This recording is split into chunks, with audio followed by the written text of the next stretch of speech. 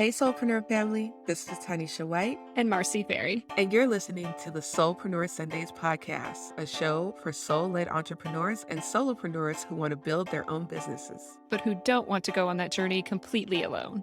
Join us as we share our honest and real soulpreneur stories, including the highs and the lows. And learn about solutions and resources that we found along the way that can help you with a wide array of common soulpreneur challenges. Welcome to our sacred space. Welcome to Soulpreneur Sundays.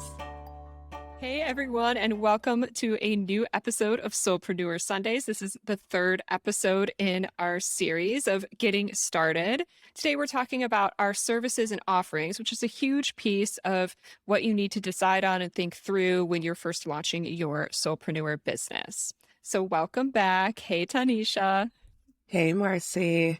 So excited for this because this is such a crucial part of starting your journey. And even if you're already in business or you've been in business, your services and your offerings can change, as you grow, as your business grows. This is something that we can touch on for pretty much everybody. Yes. And that's something I even have as a note to talk about today is that this piece, this services and offerings, it's just not going to be a linear journey, right? It's something that will continue to grow and shift no matter where you are on the journey. But getting started is kind of always the first hurdle, where you sometimes have this tendency to overthink, oh, okay, so what am I offering? How much am I charging? That's a whole other piece that we could do a whole other episode about.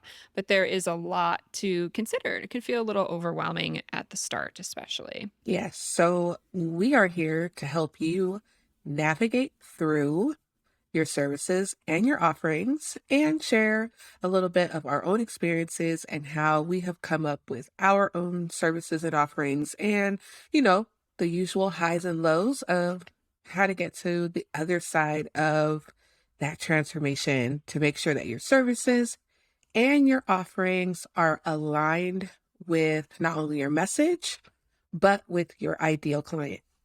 Yes, yes. And I almost want to start with those common things you hear from business, advisors or coaches, the common things you hear when you start to plan these things out, which to me are two main things. It's, okay, what is the transformation? Which is something that question is something I align with a bit more. But then there's also the question of, what problem are you solving? That's a good people one. need this. That is probably, if you are anywhere in these internet streets, you have heard that a million times, right? Your coach's coach told them to figure out the problem you solve. And even though it's a great foundation to start at, it goes so much deeper than simply solving a problem. That's literally like just the start, right?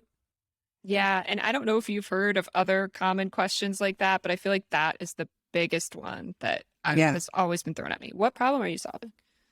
Yeah, I've probably asked you that in some of our sessions that we've done. More than likely, yes. They comes up often.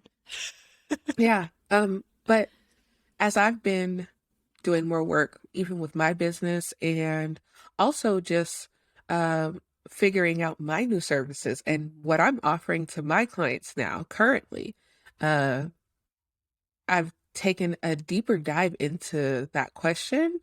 And really I'm starting to like peel back those layers of that transformation versus the always looking for a problem, right? I think that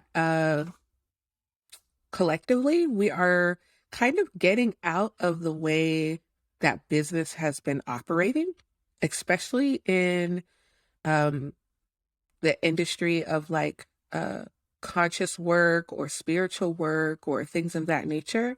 Like we're kind of starting to forge a new path. And so maybe you may discover in your business that solving a problem isn't your main focus. Maybe your focus is something different. Yeah, and that's something I wanted to ask you about because you have had both a service-based business and a product-based business. And in Mhm. my journey with trying to figure out, what problem am I solving? What's the transformation? And I actually think it was you who said to me first that I heard that question so clearly is what is the transformation? And I remember liking that question because to me that appeals to the storyteller in me that yes, of course there's a transformation. The customer is a character who you're bringing through a stage and bringing them through to an epiphany or realization or something like that. So that resonated with me more than solving a problem. So I'm glad you said that phrase to me probably like a year ago now, but Yeah. way back when.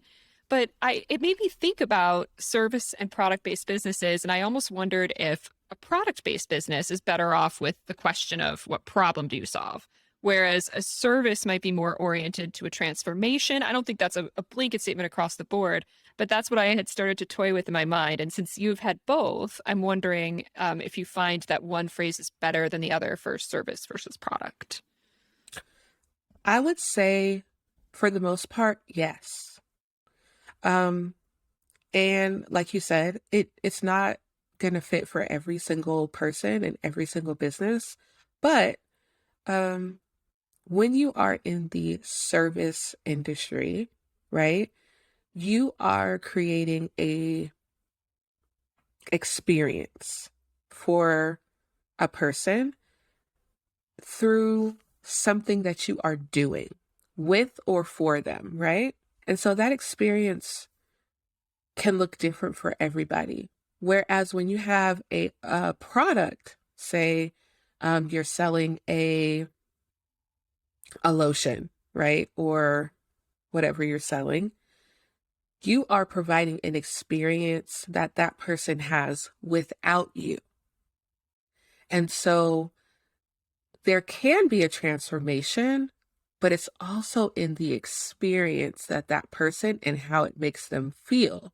So sometimes it's more so you start off with the problem, but really what you're doing is you are providing an external experience. Does that make sense? I hope that made Yes. sense. But yes, it is very different. You have to approach it differently.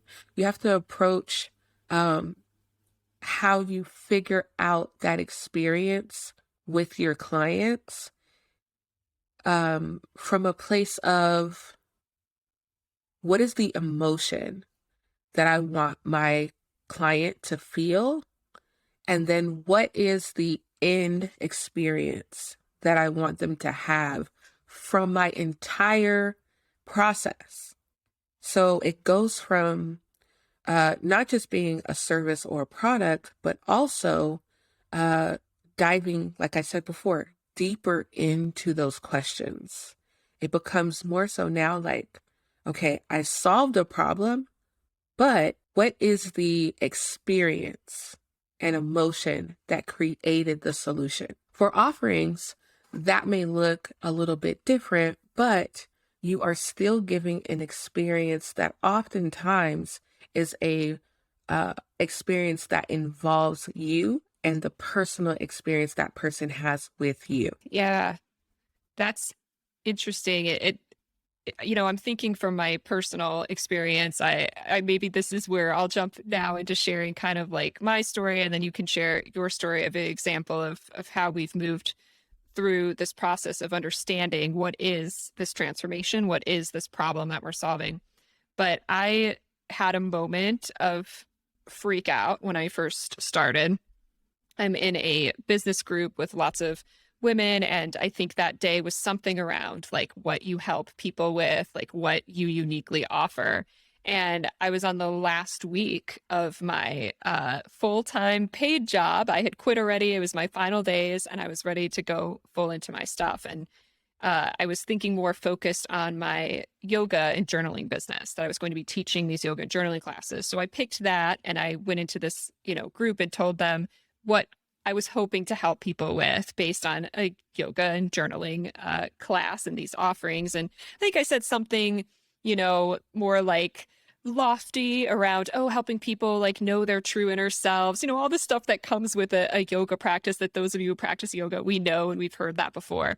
And there was a woman in there who's been, I think a business owner for much longer than I have and has had successful businesses. And she kind of jumped on me, or it felt to me like she jumped on me right away. And she said, yeah, but well, what problem are you solving? And I was like, Mm.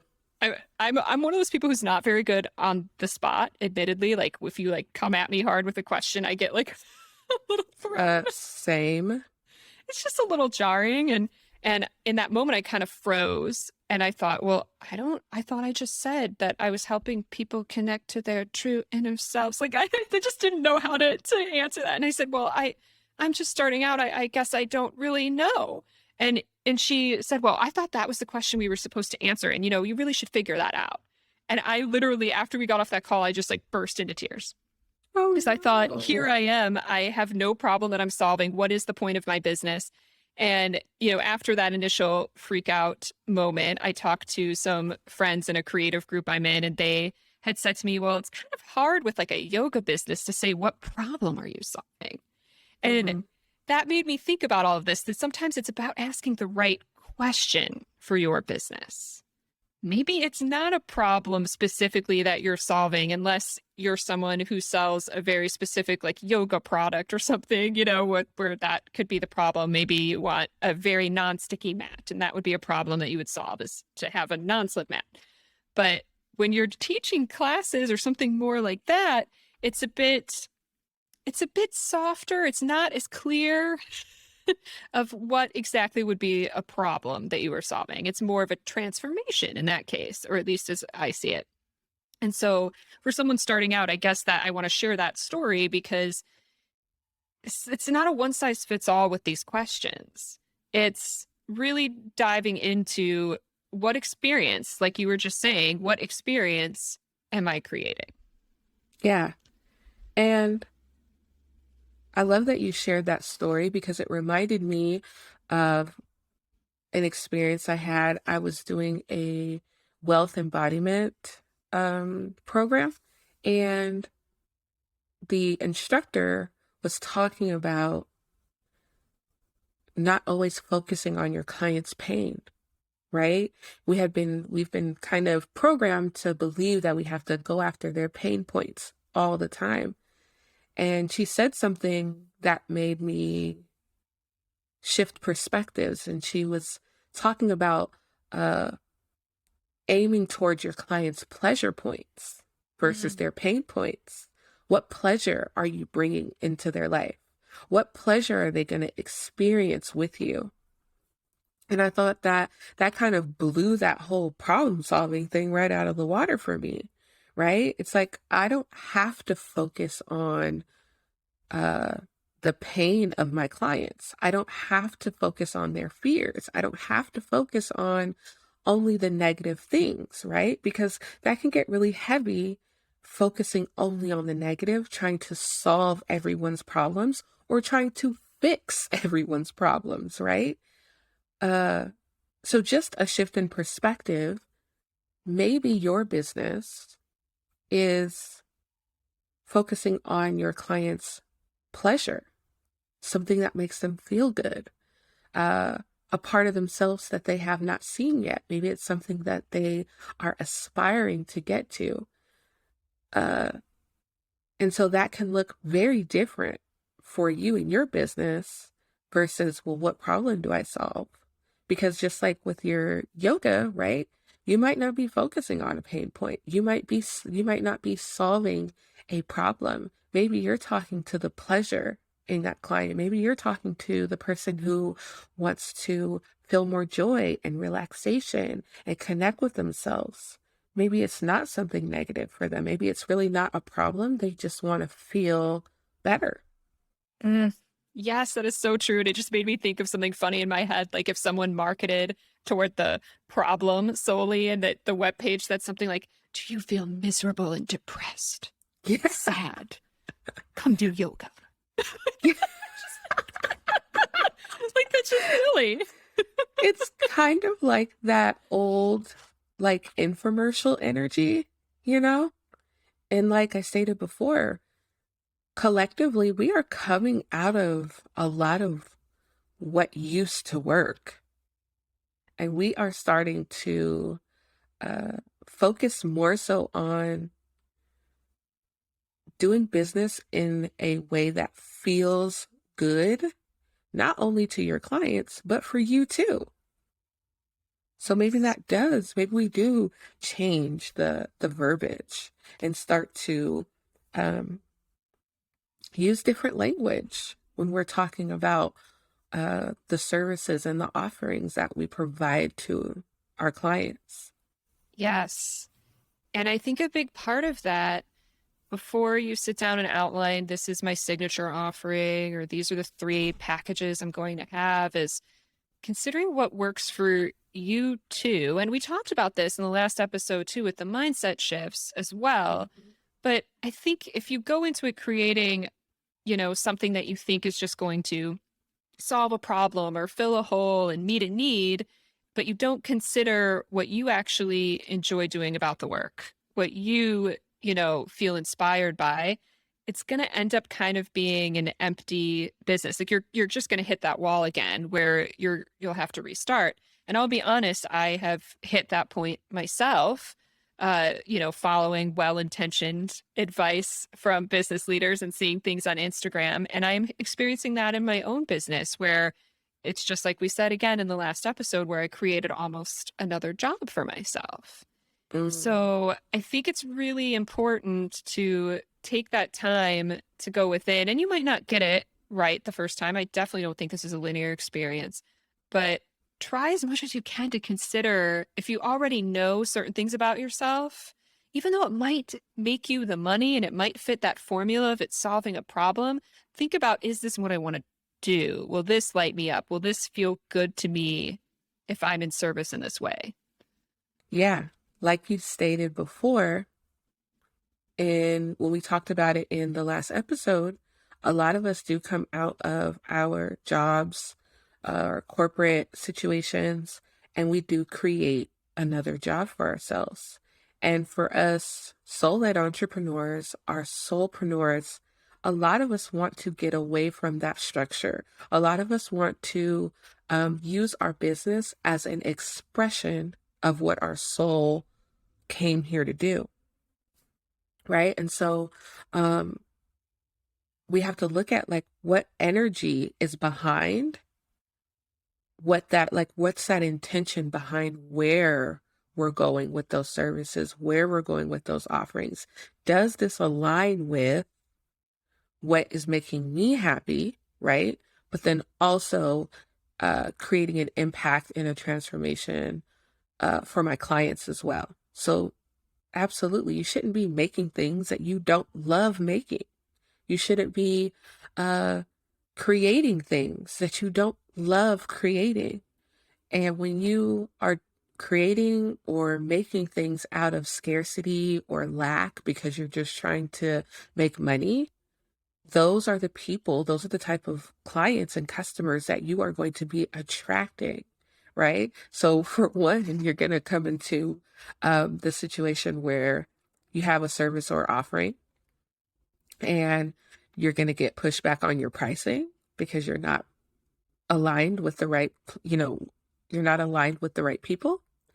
You're going to get pushback on uh, people not really getting the intended transformation or results that they're looking for. And you're not going to be as clear on your messaging to your clients because you don't even know where to start. Because a lot of times, to be honest, when we're in that space, and I know where that space is because I've been knee deep in it, we are so frustrated and burned out by all of the things that we're doing that we're just trying to get a sale to make it feel worth it, right? To make all of the hours and the blood, the sweat, the tears feel worth uh, what we're doing instead of operating from a place that feels aligned and feels good. Now, is business going to feel good all the time? Absolutely not. Okay. Don't let anybody tell you that. This is not going to be glitter and rainbows, but it should feel aligned. It should feel expressive. It should feel like you're flowing towards something, not resisting or burned out or frustrated all of the time. Yes. Yes. And off the bat, I'm already thinking of things that were important to consider. And this is not to say, because I definitely think a big part of my journey has been testing and seeing what works for me. Because honestly, sometimes you just need to try something and then you're going to get a yes or you're going to get a no. You'll know right away. And I feel like that's the phase I have been in. But these big questions to consider, I know people had mentioned it before, other blogs or videos I'd watched, even just saying, okay, well, do you want to work one to one? Do you want to work one to many? Is it small groups or big groups? Do you want a very large business where you have lots of followers, or do you want an intimate community? Do you want to spend a lot of time on phone calls, on Zoom calls, or do you want to be working independently? Do you want to work with other people a little bit? And those are some questions and things to play with that I personally have been playing with. And you'll get to a point where you realize, oh, you know what? I don't like that I'm on so many calls and my calendar's full all day long. So maybe I need to back off of doing sessions or meetings or things like that and create a structure that doesn't do that for me. So there's a lot of little considerations there just with what you put out there, and allow it to be okay for you to change what that offering is once you realize, okay, I can't spend that much time in one-to-one sessions. I'm burnt out, I'm tired. I'm not getting my other work done. Okay, pull back. Or just the pricing on those things to make it worth your while. There's a couple different options there really, but maybe even journal. Of course, I'm going to say to journal on that, but journal about the experience and what comes up as common frustrations for you day to day. And that should be a good indicator. Listen to your feelings. If something isn't feeling good or feeling tired and heavy, that might mean that you need to go back and revisit, okay, exactly what are these services and offerings I'm putting out there? How is that bringing in these types of people or situations? Yeah.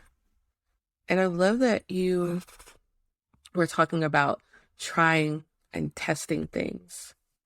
Let me be super clear about this part. Business is absolutely a huge experiment. It is a test. And as an entrepreneur, as a soulpreneur, you will constantly be testing new things.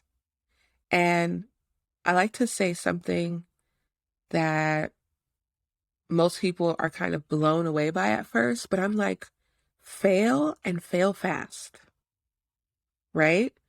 So I'm not saying rush through the process, but what I am saying is try as many different things as you can so that you know what works and what doesn't. Try that offer, try that product, try that service, and if it doesn't work, tweak it and try again. Tweak it and try again. Keep pivoting until you find it. Nobody goes out of the gate and they just automatically have it. Like that does not happen. The things that you don't see behind the scenes is people trying things over and over and over again and tweaking and pivoting and tweaking and pivoting until they get it just right. This is an experiment. So for instance, when it comes to social media, for instance, and you are making an offer to your community or your audience, and you make your offer and you're so excited because you spent all this time working on it and you get nothing, right? You get no response, you crickets, right? It's not that that product is not your product or your offering. It could be the messaging, right? It could just mean that the people who it was intended for, you didn't speak directly to them for them to say, oh, yes, this is for me. So then you go back and you tweak the messaging a little bit. Or maybe it was the graphics. Maybe the graphics weren't, you know, getting their attention. So they didn't read the caption. Maybe the caption wasn't good, right? So you have to go back and just retweak certain things. There were times where I've had a offering of some sort, whether it was a product or a service, and I got no sales. And I've literally went back and changed maybe images, changed the copy, hired someone to write copy or different things like that. And then the next time I might have only got maybe 5 sales, but something changed, right? And then I go back and I make note of all the things that I changed. So then when I tweak it again, maybe this time I get 15 people. Well, now I know I'm heading in the right direction. But if I would have stopped back when no one uh, took the offer the first time, I would have never had the data to know what my audience and what my clients are looking for. So think about it as an experiment.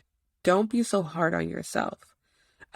Fail fast, and just keep going and keep trying and keep pivoting. But your services and your offerings need to feel good, like you said, Marcy. They need to feel like something that is flowing and it is expressing the energy of your business. Yes. And I think that it's such a good reminder too that we have to give ourselves time to just move and grow with it.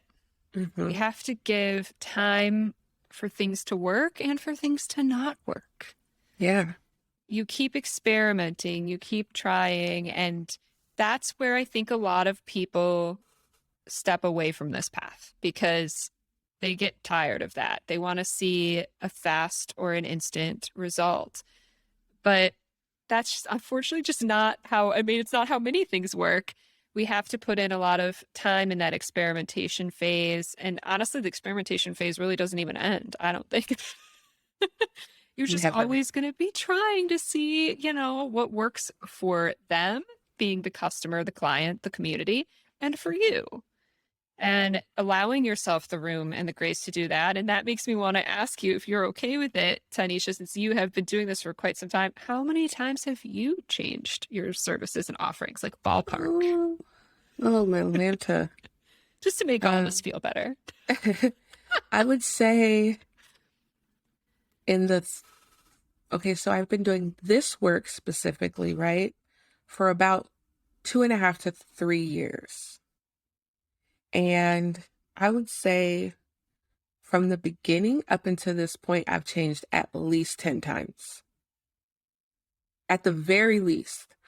However, every single transition, every single pivot, every single failure, every single sale has taught me more and more about my audience and has got me to the point now where I can almost predict and project like what is going to happen when I make an offer or when I release some product or service or whatever I'm doing next. Now I know enough about my audience that I can say, okay, this should get this result. And then when I get the feedback, I can adjust it, right? But I've had so many different ones. And the business as it started is not the business that I have today. I've changed so many things. And at first, the Virgo in me was like, absolutely not, ma'am. Do not change anything, right? Because everyone will think you failed. Okay? And you don't want to be a failure in these internet streets. And then the Libra in me, which is my rising sign, was like, girl, get your life together. Like, there has to be a balance. Like, everybody doesn't want to see your highlight reel. They want to know that businesses go through things. They want to know that you're a real person. So, it was just me getting over myself, me like letting my ego sit in the back seat and say, hey, this isn't working. Do something else. Let's try something else. Take the data and move forward. Um, but what about you, Marcy? You're fairly new to this. How many offerings have you had? Ooh. Um, so it's funny. I've kept the offerings the same on my website this entire time because I keep meaning to change them, but then not doing it.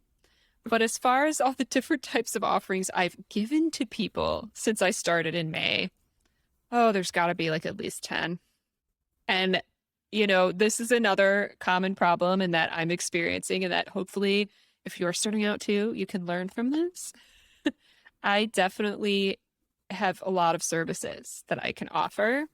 And especially with my communications business, I'm speaking of that one specifically, just because I wore so many hats in my past jobs. And so when I left my jobs behind, all the corporate stuff, I thought to myself, oh, well, I can just do what I did in these jobs, but for other people, for soulpreneurs, for people who have businesses that I'm just a little more aligned with, right? But that in practice didn't feel super great because there's a reason I didn't like doing all of those different things and wearing all of those different hats, right? And I'm coming to the conclusion now that I need to narrow down those offerings and to get Mm, nice and clear about exactly what I want to give to people. And Tanisha, you've been helping me with this so much. We've sat down on many calls trying to map out exactly what those offerings are. And I'm finally seeing a path now. I started in May and now we are here in March, and I'm finally seeing light at the end of the tunnel where I think, okay, I think I'm narrowing this. I think I'm getting closer and clearer on what I want. And it's a good feeling. But I will tell you, those last several months when I was struggling and trying things with different clients, there were times where I thought, am I even doing the right thing? Like, should I even be doing this? Because clearly I'm lost as all heck. Uh,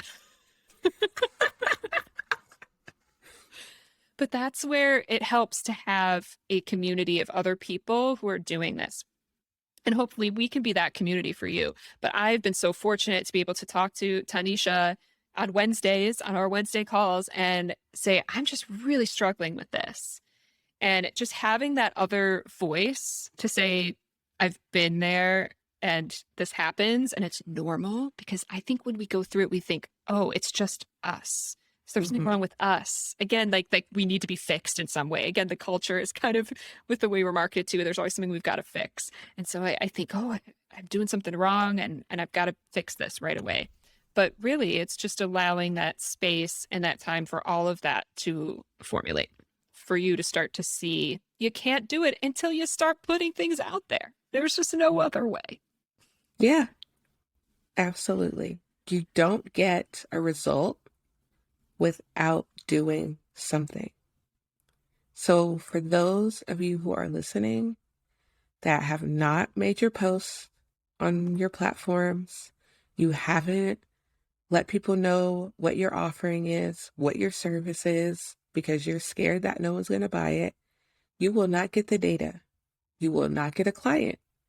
You will not have the success that you want until you just do it. Release it, even if it's not perfect. I saw this really great example the other day with our favorite girl, everyone's favorite girl, right? Maybe not, but Beyonce, okay? So, for those of you who have followed Beyonce since her Destiny's Child days, she had a clothing line called Darion. I think I'm pronouncing that correctly. House of Darion, to be exact. And now she has this exclusive partnership with, I believe it's Adidas, where she has Ivy Park now, where she has like these lines that come out for special occasions and things like that, right?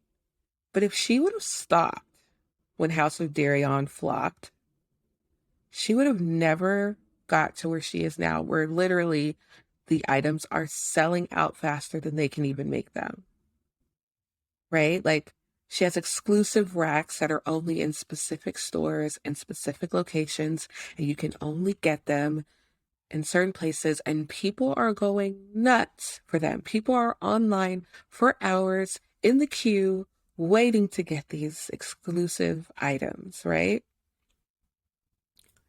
But if she would have waited until it was perfect, we wouldn't even have, like, she wouldn't even be there. This is over like a 15-year span.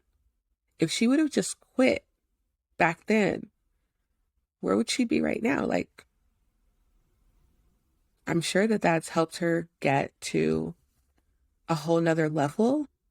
It prepared her for things that she didn't see coming. It allowed her to say, okay, I want to uh, I want more, right? But she was able to do it, and she was able to expand it and grow it because she just put it out. So do not let your perfectionism keep you from your Ivy Park moment, right? There's somebody out there who needs what you have. They need your service, they need your product, and they want to give you their money, but they can't because you're holding on to it, waiting for it to be perfect. So just release it already. I actually recently wrote a newsletter about this. I send out weekly journal prompts, and you bring up the Beyonce example. For me, what kind of kicked it off was I was watching Olympic figure skating of all things, because I used to ice skate as a kid, and I just like love watching Olympic figure skating. I can't totally explain it, but I think it's awesome. And I was They're watching. amazing.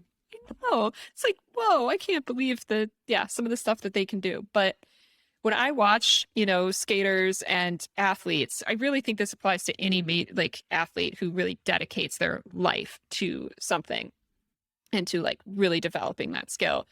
But if a figure skater, went around the rink and they go into a jump and they fall and they never get back up, or they just skate off the ice and like don't finish their program, that that's just something you don't see. They pick themselves back up, they keep going, they still deliver an amazing program in a bunch of other ways. They still keep earning points because they didn't stop.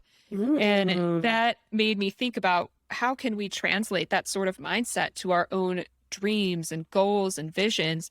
What if every time we hit that little bump and didn't get that response that we expected, or not enough people signed up, or we didn't make enough money from it, whatever the problem is? But if we didn't stay down and we finished, we kept going, we're leaving points on the table if we walk away. We're Oh, that's we're not good. sharing the beauty of the rest of what we have to offer.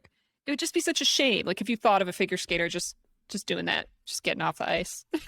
Yeah. Marcy, that's so good. That might have, like some people, that might have went over their heads.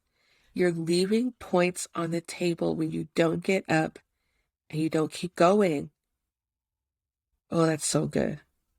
I'm I love trying it to here. apply this to my own life, and reminding myself. I even have a post-it note actually right here that I will show you all. And I'm not perfect with it, but I want to remind myself, do it every day. Whatever Yes. you love, keep doing it. Don't just stop because you didn't get an outcome that you wanted or expected. And don't stop yourself from trying it at all or putting it out there. Don't decide that you failed before you failed. Like let yourself give it a shot. Let yourself try. And I even think of my husband saying this to me when I was starting out. I was kind of focusing on the yoga and journaling a lot, and I was, trying to promote that, but my communications business was the one that was kind of picking up a little bit more. And now I've started to infuse some of that yoga and journaling into that business. So now it's feeling more aligned. But he had kind of said to me, you've barely even marketed the communications business to people. A lot of my stuff right now is word of mouth and referral. And he keeps saying, you haven't even tried that. So you can't declare it failed until you actually try to start promoting both businesses fully. Like you can't just say, oh, it didn't work. You haven't told anybody about it. Not on a grand scale. And he's right, which I adore him, by the way. And it's just like, we don't know. People don't wake up. Your client, your customer, your fill in the blank of whatever you do, right? Does not wake up thinking about your business. If you don't tell us that these things exist, we don't know. And we can't participate in supporting you if we don't even know what the hell we're supporting. It is a matter of you understanding, for one, like, think about how many times you might see an advertisement for some product or service. They are bombarding you with their marketing, right? And eventually, you'll end up going to that place or buying that product because you've seen it everywhere. The more they know and they understand, the more you see it, the more likely you are to actually open your wallet and purchase it. Same should be true for your services and your offerings. If people don't want to see it, they will leave. And guess what? It's okay, because they weren't your client anyway. So don't worry about marketing yourself too much or being too salesy or any of those things when it comes to your product and your service. It's like your product and your service should be your revolution, right? So if you're doing a revolution, you don't just tell people about a revolution one time and expect them to get on board. It becomes a lifestyle. It becomes all of, if you're talking about my business, this is all I'm talking about. Is my services, what I'm offering you. As you started to get closer to your services and offerings, and as these things are changing for you, Marcy, you mentioned kind of like almost in essence, like taking a time of reflection, right? To kind of see where you're at. So I like to think of it as like taking a step back to get the bigger picture. What have you noticed in your bigger picture vision now that you've kind of taken that time to like step back a little bit and see the bigger picture? Yeah. Well, even just knowing that I needed to go through these experiences, I mean, of trying these different things in order to check them off as a yes or a no. I needed to go through that in order to see what I'm seeing now. I could not have done that without just trying those things. So Yeah. as much as I might want to beat myself up for putting something out there that I ultimately didn't like or didn't get traction or what have you, I had to do it. It's part of the journey. Yeah. It's part of the story. And I am glad I think I need to do a better job of celebrating myself and thanking myself, being grateful that I tried those things and saying, look, you did it. You tried. You tried them. You stepped out maybe a little bit out of your comfort zone a little more each time and tried something. So like pat myself on the back for that rather than beat myself up with look at all these, mistakes and wrong things you did or whatever. And of course, we've talked about this before that a lot of times people don't even know that you've made a mistake. So I think we get in our heads too, thinking, oh, well, what are other people going to think that I'm changing this service and offering now? Are they going to be so upset with me? Like, don't, don't worry about that. Think more of what did I learn and gain from this? And now how can I use this to direct the path forward? Because we're all going through it. Yeah. And like you said, I think we're a lot of times in our head thinking that people are paying more attention than they actually are. Right. We're kind of like thinking that people are constantly knowing what's going on with us and behind the scenes, and they have no idea. And a lot of times, if it doesn't have to do with them personally, they don't care. Mm-hmm. Mm-hmm. So a lot of times, like you said, we're just in our own head, talking ourselves out of doing the thing that we need to do. Yes. But those challenges do three things, right? Those challenges, when you work through those obstacles and those challenges, they help to inspire you and others.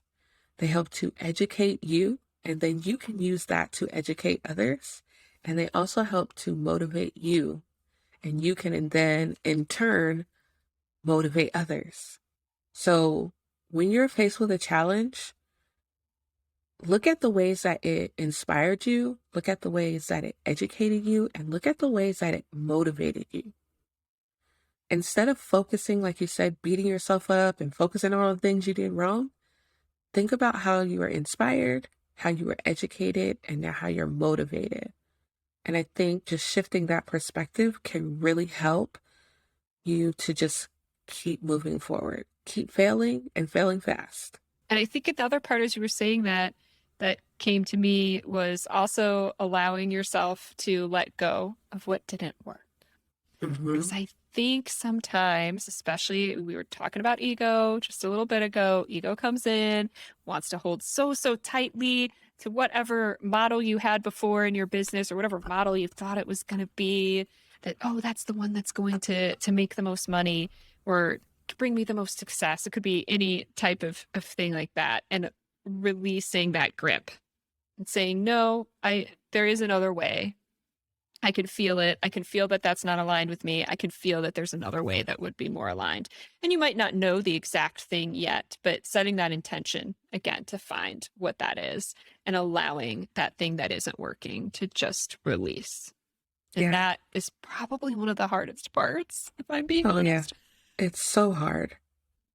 And it's so interesting to me that you would bring that up because part of what I'm exploring in my own business right now, and what I'm creating is to help people figure out what business model actually aligns with the energy of their business. How does your business want to be expressed energetically, right? Because we know everything is energy. But understanding that you offer what you offer is like a representation of the energy that wants to be expressed, the creativity that wants to be expressed. And what does that look like? So I'm creating kind of like an energetic blueprint of like your energy combined with the energy of your business, and then creating like a map, right? So you know where you are on that map, and then where your map is going. It's kind of going to be like a energetic GPS for business, and I'm really excited about that. That is totally something I could use. I mean, actually, I think it describes the work we have done together thus far, that, trying to work through, the energy behind what I'm trying to create, that you have kind of jumped in and said, okay, well, let's take note of that. And even in that process, we've done together some experimentation of you just asking me questions and saying, okay, well, how did that feel? Why didn't that work? It's so key to tap into that energy behind what you're putting out there and what you're trying to bring in. In us working together and me being able to take a step back from my own business to see the big picture, to see the vision of what I wanted to create, and us in turn helping one another kind of work through the kinks in our own businesses. Uh, I've been able to kind of zoom in, if you will, or focus in on what is it that I do well? What is it that is aligned for me? What feels good for me? And how does my energy work with my clients? Like, what does that look like? What feels comfortable and feels sustainable for where I am currently, right? Not where I was a year ago when I thought about it, but actually where I am right now. What is sustainable for me? Also, it gave me the opportunity to figure out where I'm at, not only mentally, physically, emotionally, and spiritually inside of all of those challenges. So working with you has allowed me to get almost like a bird's eye view on what I want to bring forth to my own community. And having you as part of my community was even that much more helpful because I kind of got to literally pick like my ideal client and then just work with you and just kind of work all the kinks out. Now, reflecting on it, it feels like I was able to do it almost like in hyperspeed instead of like having to work with maybe 4 or 5 people on the same thing. I was actually able to like really hyper focus on one specific thing, but also like create the elements, right? And the foundation of what needed to be expressed through my business. So I'm super grateful for you and all of the things that we have taught each other, but then also just the things that have evolved and grown from this dynamic and this relationship, which like this podcast, right? Yes.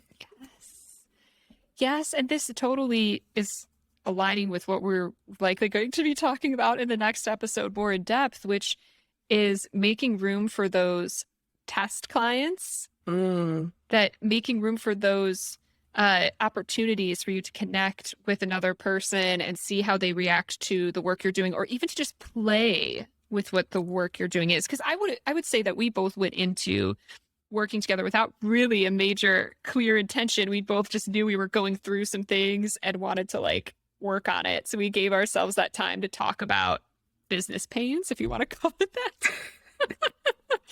And it just organically became something so much more than I think we even thought. I think we just thought we were, two people chatting it up on Zoom, yeah.